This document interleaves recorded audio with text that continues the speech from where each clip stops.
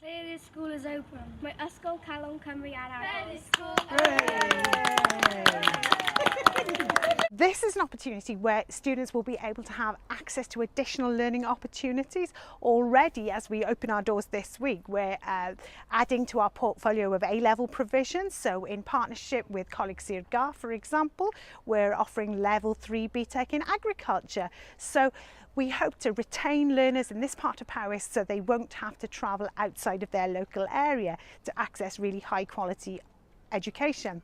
But this is a school that's going to be really inclusive, and it's going to be a school that provides opportunities for learners of all abilities.